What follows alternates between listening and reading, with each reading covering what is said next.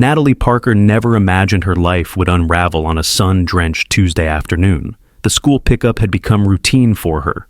Seat warmers on low, the same podcast humming through the speakers, a familiar turn past the intersection where the bakery always smelled like cinnamon.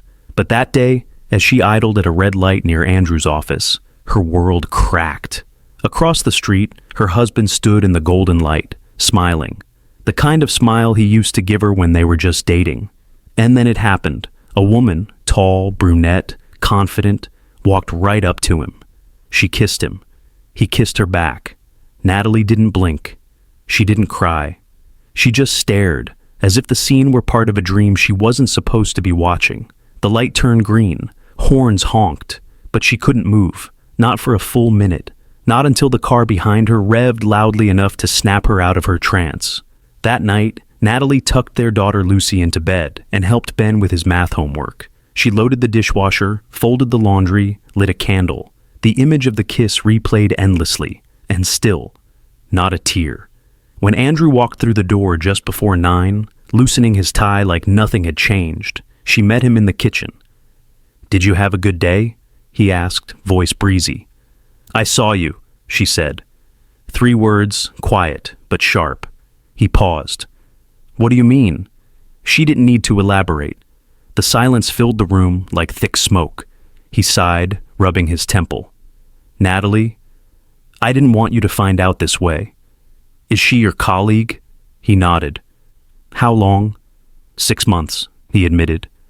The truth hit harder than the image itself. She turned away.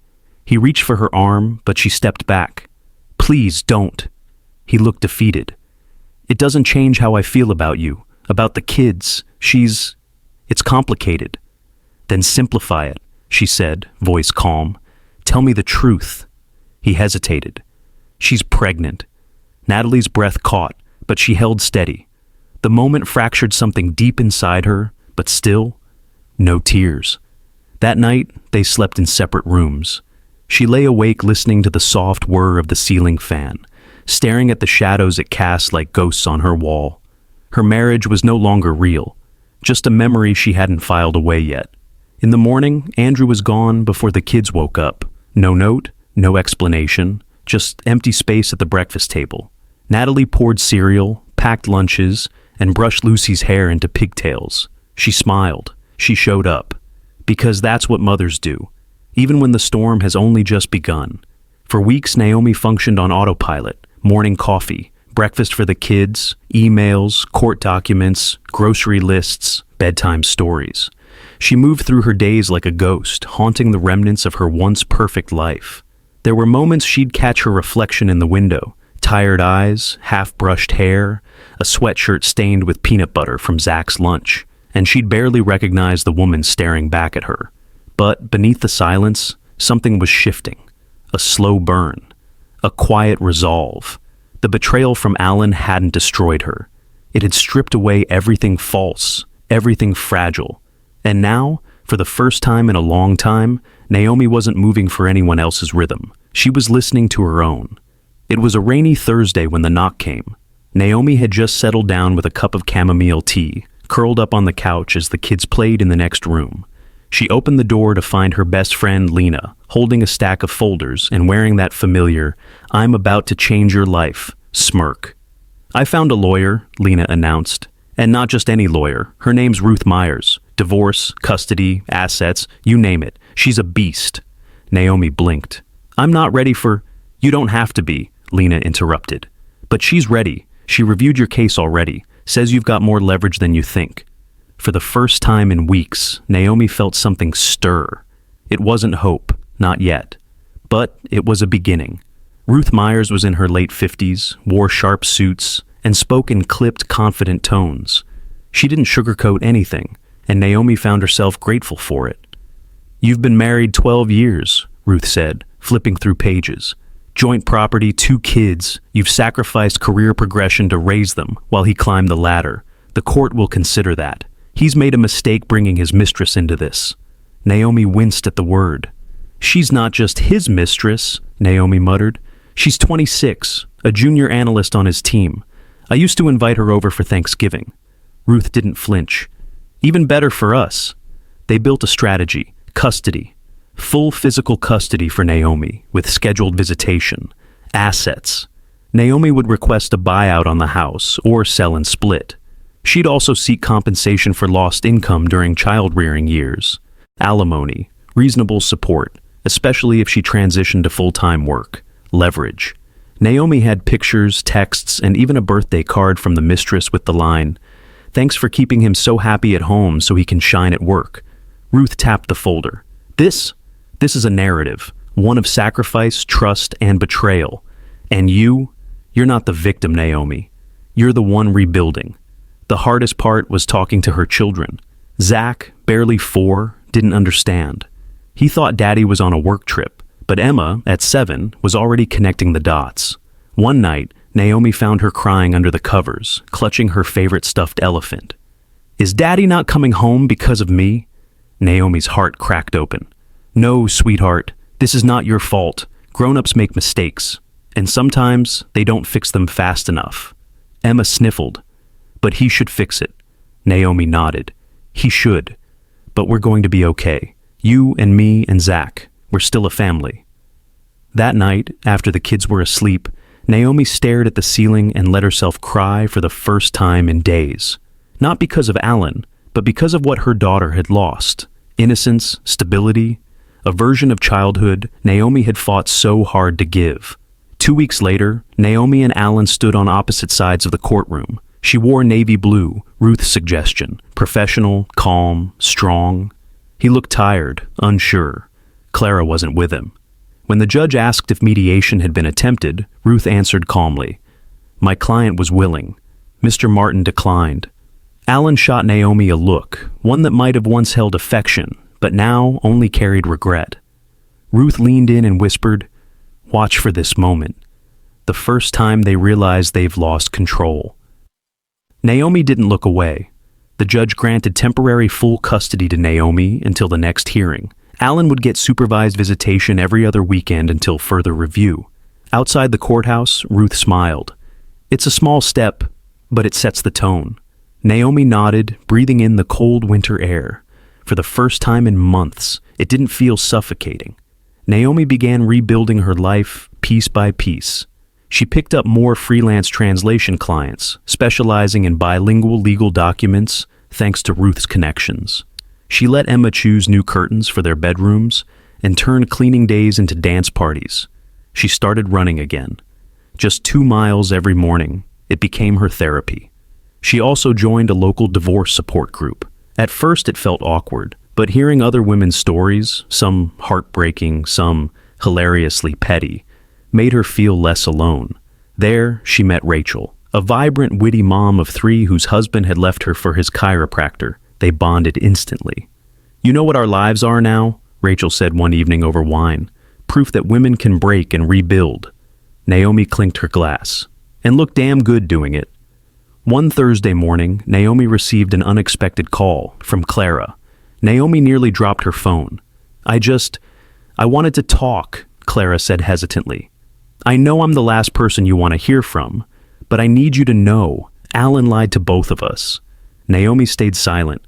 "I didn't know he was still sleeping in your bed when we started dating. He told me your marriage was over, that you were just roommates raising kids." Naomi's hand trembled. Clara continued. "He told me you were okay with it, that you were seeing someone too. It wasn't until I saw the baby monitor footage at your house, your daughter crying for her daddy, that I realized I'd been manipulated." Naomi exhaled slowly. "Why are you telling me this now?" "Because I'm pregnant," Clara whispered, "and he's ghosting me." That night, Naomi couldn't sleep. The betrayal had taken new form. It wasn't just about love anymore. It was about patterns. A man who tore through lives with a charming smile and a coward's heart. She called Ruth the next morning. "I want to request a formal witness." "Who?" Naomi's voice was steady. "Clara." It had been exactly 10 days since Naomi's unexpected phone call with Clara. 10 days since she learned that the very woman who once shattered her life was now standing in the same storm Naomi had survived. 10 days since she decided to do something bold, something powerful. Naomi didn't want revenge. She wanted clarity. She wanted truth laid bare, not for drama, not to humiliate Alan, but to finally close the door with dignity. When she told Ruth her plan, the lawyer gave her a long look. "You do realize," Ruth said carefully, "that this could shift the tone of the entire custody hearing?" "I know," Naomi replied, "but if the truth is going to come out, I want the court to hear it from someone who lived it too, not just me." Ruth considered for a moment, then nodded. "All right, let's prepare her." Clara showed up at Ruth's office looking like a shadow of her former self. Gone was the glossy hair, the Instagram smile. She wore oversized clothes and carried a fatigue that went deeper than the body. "I feel like I don't even know who I am anymore," she confessed as she sat across from Naomi. "You probably hate me." Naomi looked at her calmly. "I did," she said, "but now I just see someone who's finally waking up." Clara nodded, eyes glassy. In the days that followed, Ruth coached Clara on how to testify, what to say, what not to say.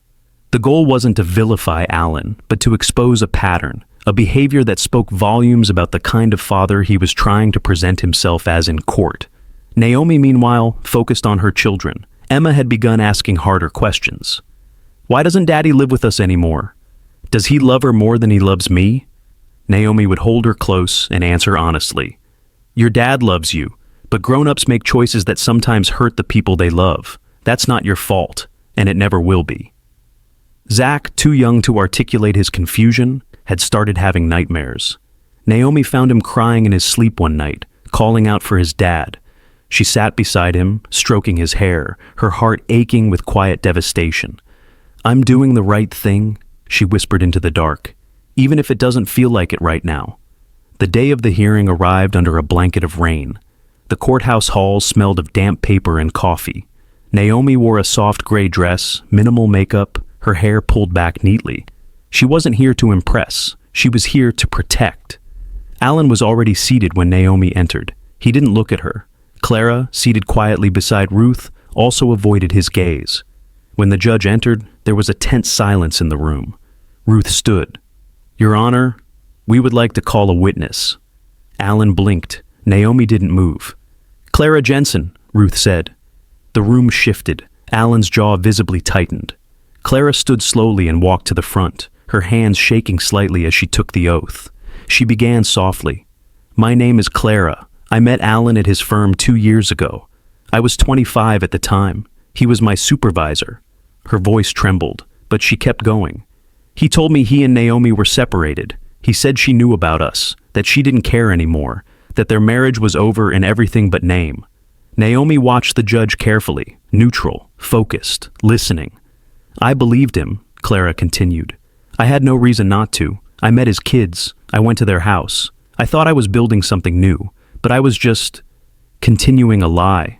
Clara paused, then added, "And now I'm pregnant." "Alone?" "Because he's already started pulling away from me too." Alan stood up suddenly. "Your Honor, this has nothing to do with the custody of our children." The judge raised a hand. "Sit down, Mr. Martin." Clara's eyes met Naomi's across the room. "I'm not proud of what I did," she said, "but I needed to speak, because if a man can lie this easily to 2 women, if he can build 2 lives and destroy both, then the court should know what kind of father he chooses to be when it's inconvenient." The courtroom was silent. Ruth approached gently. "Clara, would you say Mr. Martin expressed concern about the impact of your relationship on his children?" "No," Clara said without hesitation. "In fact, he used them to cover his tracks. Told me he couldn't come over some weekends because Naomi needed help with the kids. I found out later he was with someone else entirely." There was a pause. Then the judge nodded. "Thank you, Ms. Jensen. You may step down." Alan looked visibly shaken. Outside the courtroom during recess, Naomi found herself alone with Clara near the vending machine. "Thank you," Naomi said quietly. Clara nodded. "I didn't do it for you. I did it for the child inside me. I want to be better than this." Naomi considered, then placed a hand on Clara's arm. "Then start now." When the final ruling came, it was swift and firm. Full physical and legal custody awarded to Naomi. Alan would have supervised visitation, reviewed after 6 months. The judge cited emotional instability, deceptive behavior, and a demonstrated pattern of prioritizing personal gratification over parental responsibility. As Naomi walked out of the courthouse that day, the rain had stopped. The clouds were breaking. Light filtered through, warm and golden. She exhaled, not just relief, not victory, something deeper. Freedom. Later that evening, as the kids played with building blocks on the floor, Naomi sat on the couch, sipping tea. Her phone buzzed. It was a message from Clara. "Thank you for letting me speak. I hope one day our kids can meet and know that their mothers did better." Naomi stared at the screen for a long moment. Then she typed back, "One day, when they're ready, and when we are too." She hit send. And just like that, the last thread tying her to Alan's world unraveled, quietly and clean. Tomorrow, Naomi would wake up in her own home, in her own life, with her own heart finally beating to its own rhythm. Naomi had expected peace after the court ruling, and for a few weeks, that's exactly what she got. Her mornings were quiet. She could hear birds instead of her own heartbeat pounding in her ears. She could make breakfast without that invisible fog of tension clouding every moment. The children were lighter, too. Emma laughed more. Zach began sleeping through the night again. It was like the house itself had sighed in relief. But healing, Naomi soon realized, isn't linear. It doesn't follow a perfect slope upward. It curves, it stumbles, it stalls. Some mornings, she'd wake with a jolt, half expecting Alan to be beside her, reaching for his phone with a rehearsed yawn. She'd feel the cold side of the bed and remember all over again that he was gone, and then hate herself for missing the familiarity more than the man. Other days, she'd see a father walking his daughter home from school, hand in hand, and something sharp would twist in her chest. That should have been her life. That should have been Alan. But he had thrown it away, hadn't he? Still, Naomi refused to drown in the past. She had 2 children who needed her, a career she was slowly rebuilding, and something unexpected blossoming, a quiet, almost imperceptible shift in the way she thought about herself. She was no longer just the woman Alan left. She was Naomi Weller, a mother, a translator, a survivor. And slowly, piece by piece, she was starting to feel like a woman again. One afternoon, she stood in front of her bedroom mirror, wearing a fitted navy dress she hadn't touched in years. The fabric hugged her hips, revealed the elegant slope of her shoulders. She turned slightly, examining herself, not with judgment, but curiosity. It had been years since she looked at her reflection and asked, "Do I like this?" Instead of, "Would he approve?" Emma peeked in from the hallway. "Mommy, you look like a queen." Naomi smiled. "Well, every queen needs to feel her power again sometimes." "Are you going to a party?" Naomi laughed. "No, sweetie, just to the bookstore." Truth was, Naomi had started taking small steps outside her routine. Not just errands, not just kid-related activities. She was reclaiming her own time, signing up for a weekly writing group, going to yoga every Tuesday, attending a community poetry reading just because it made her feel alive. And then, one Wednesday, she ran into someone she didn't expect, Daniel Hayes. He had been 1 year ahead of her at university. They shared a linguistics class and once worked on a project together about dialect shifts across rural American towns. Back then, he had been quiet, thoughtful, brilliant in a way that wasn't loud. She remembered his handwritten notes, his coffee-stained sweater, and how he used to listen more than he spoke. They hadn't seen each other in over 10 years. But there he was, standing in the same aisle at the bookstore, holding a copy of The Little Prince. "Naomi?" She turned, her fingers still resting on a paperback by Joan Didion. "Daniel?" she asked, blinking. "Wow, this is unexpected." He smiled, warm and unassuming. "You still look the same."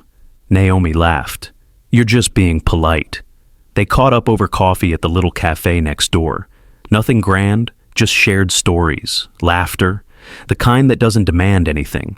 Daniel had gone into publishing. He was now an editor for a small literary press. Divorced for 3 years, no children. He lived nearby and came to this bookstore every Wednesday. "Do you always sit in the poetry section, pretending not to be discovered?" Naomi teased. "Only when I hope to run into someone I once wrote a terrible haiku about." Naomi raised her eyebrows. "You wrote a haiku about me?"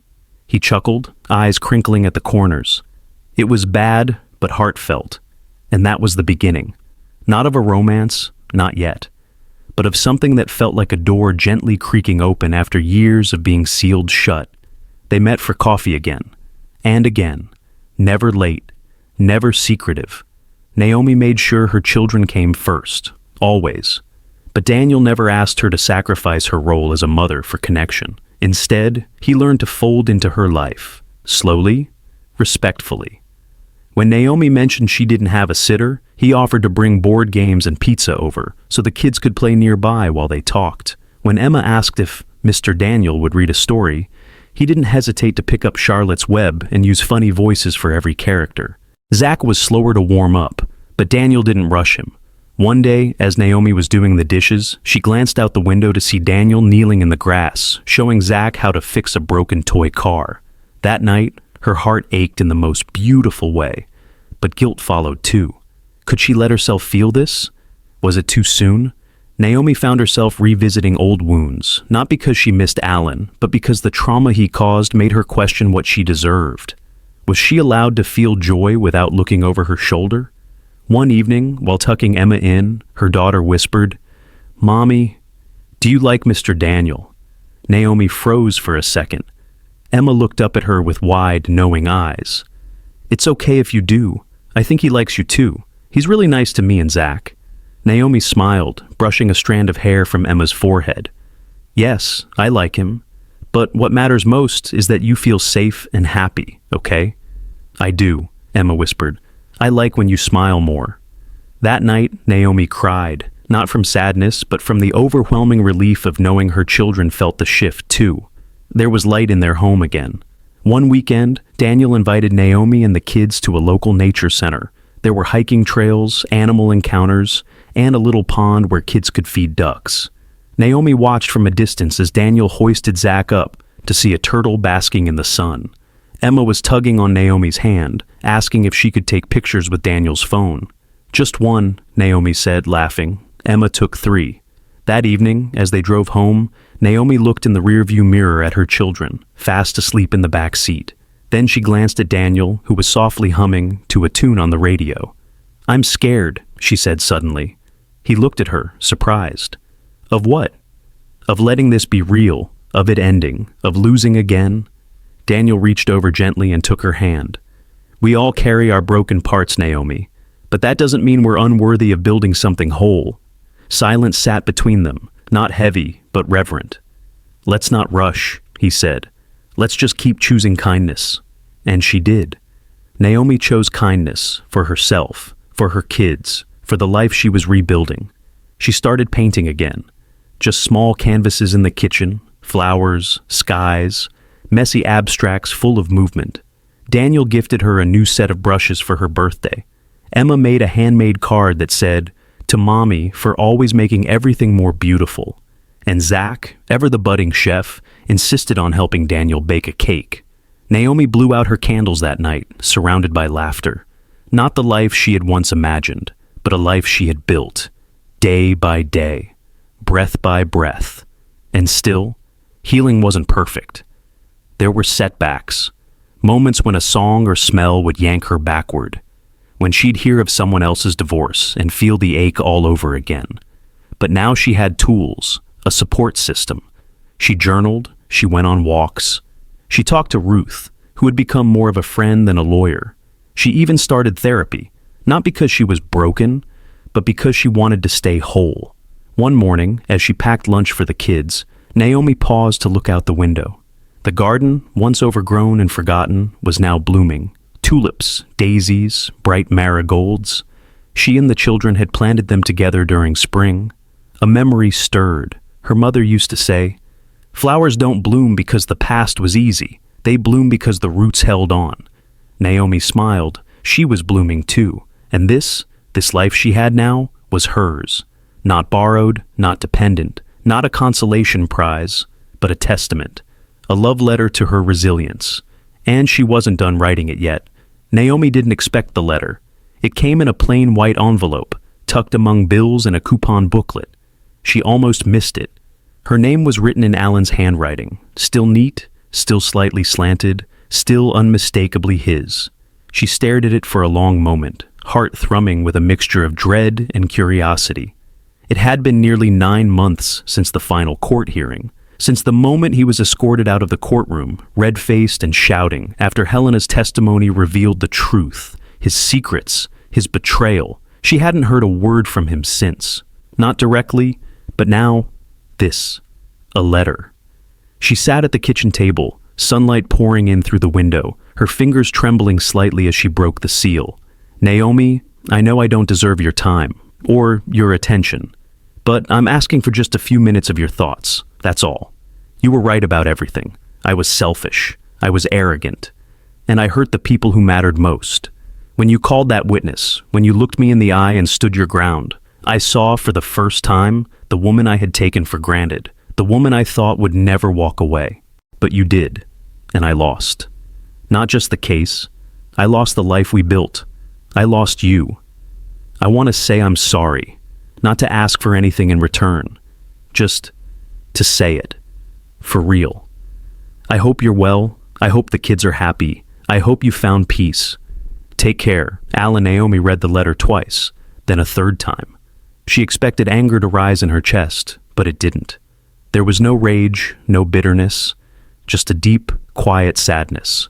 The kind that settles in your bones when you realize someone you once loved never learned how to love you back the right way. She folded the letter, placed it back in the envelope, and slid it into the drawer. Later that night, as she tucked Zach into bed, he looked up at her with wide eyes. Mommy, do you think Daddy misses me? Naomi swallowed hard. I think he does, sweetheart, she said gently. But sometimes, even people who miss us don't know how to show it. Will I see him again? Naomi paused. I don't know, but if you ever do, you'll be ready, because you're kind and brave, and you know your worth. Zach nodded sleepily. You'll still be here, right? Always, Naomi whispered, kissing his forehead. Later, Naomi sat on the porch with Daniel, a cup of tea cradled in her hands. The stars above them blinked softly. I got a letter today, she said. Daniel didn't interrupt. It was from Alan, an apology, sort of. Daniel nodded slowly. How do you feel? I'm not sure, she admitted. Relieved, but not because he's sorry. Relieved because I didn't need it to move on. Daniel looked at her, his gaze steady. That's growth, Naomi. That's freedom. She smiled faintly. Yeah, it is. Silence settled between them, comfortable and calm. Then Daniel spoke again. I got a job offer. Naomi turned to him, surprised. Really? That's great. It's in Oregon. The words hit her like a gentle wave, not crashing, but undeniable. Oh, I haven't accepted it, he added quickly.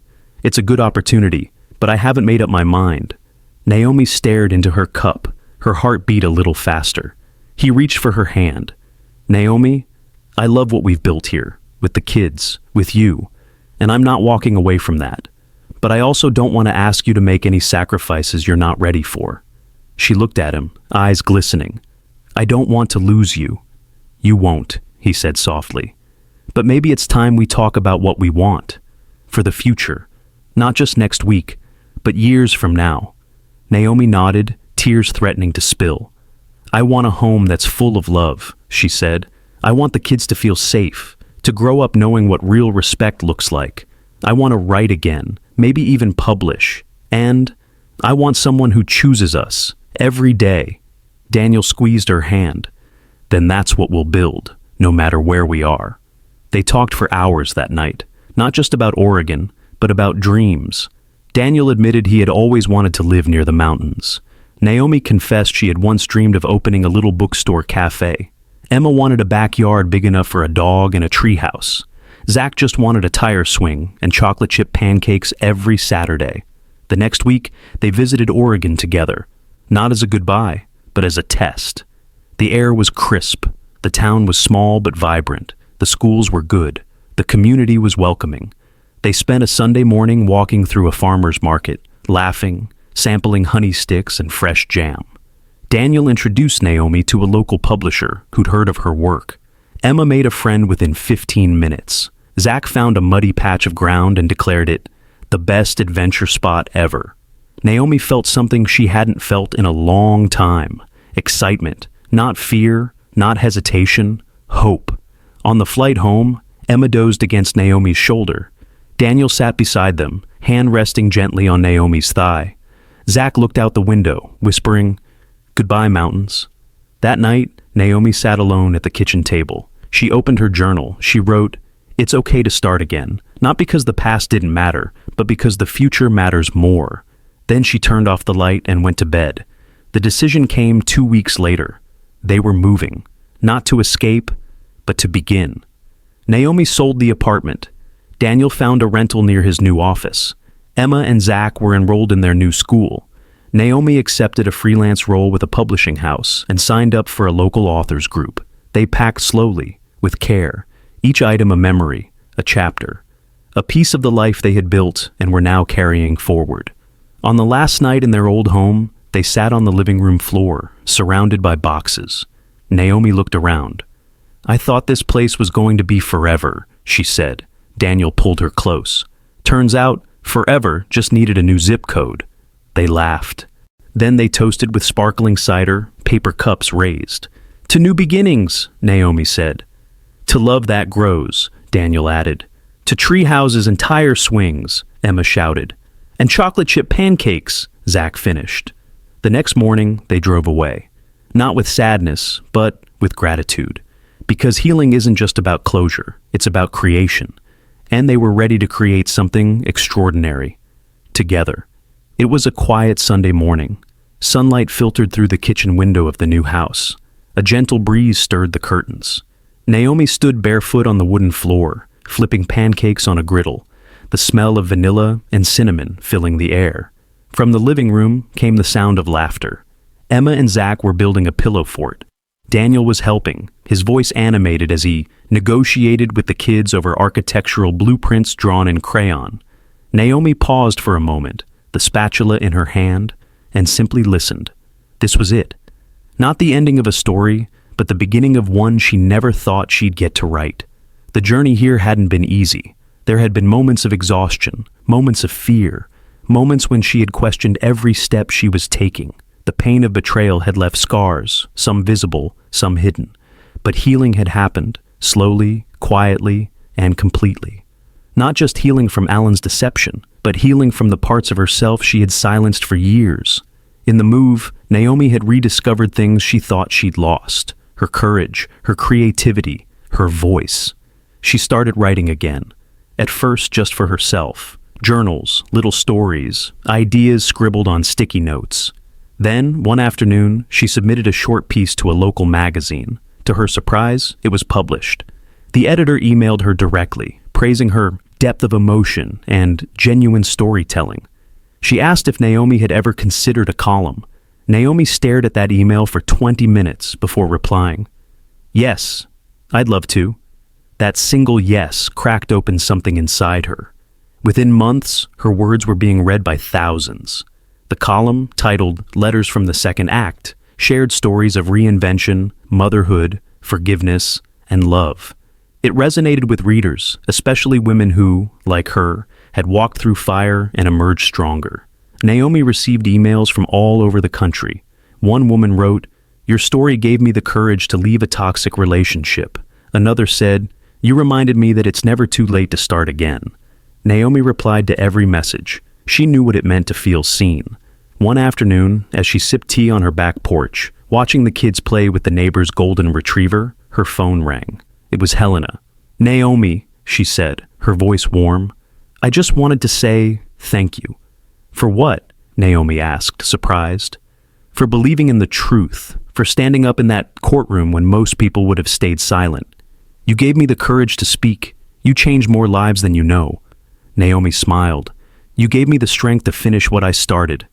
"By the way," Helena added, "I'm going back to school, psychology. I want to work with women in crisis." Naomi's eyes welled with tears. "That's beautiful," she whispered. "You're going to help so many."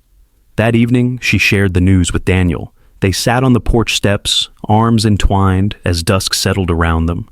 "You've become a lighthouse, Naomi," he said softly, "guiding people through the storm." She looked at him, eyes shining. "I never imagined my life turning out like this." Daniel smiled.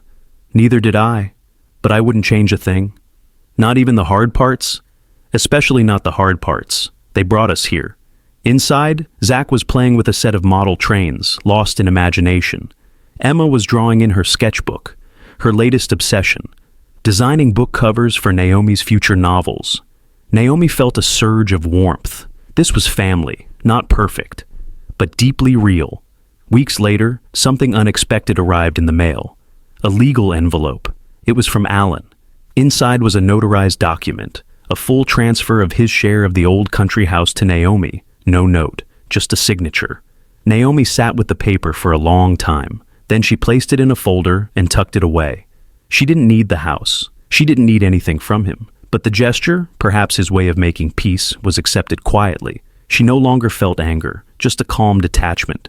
Alan had been a chapter, but she was writing a whole new book. On Emma's 10th birthday, Naomi hosted a backyard party.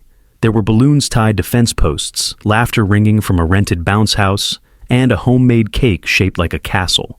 Roland, her lawyer-turned-friend, showed up with a board game for the kids and a bouquet for Naomi. "Still my favorite client," he joked. Later, as the sun dipped behind the trees, Naomi watched as Emma opened gifts, surrounded by friends. Zach ran through the yard, Daniel chasing him, both of them laughing breathlessly. Naomi's heart swelled. This was the dream. Not the one she thought she wanted years ago, but the one she had built from scratch, piece by piece, after everything fell apart. And it was more beautiful than she could have imagined. One night, as she tucked Emma into bed, her daughter looked up and asked, "Mom, do you ever miss the old house?" Naomi thought for a moment.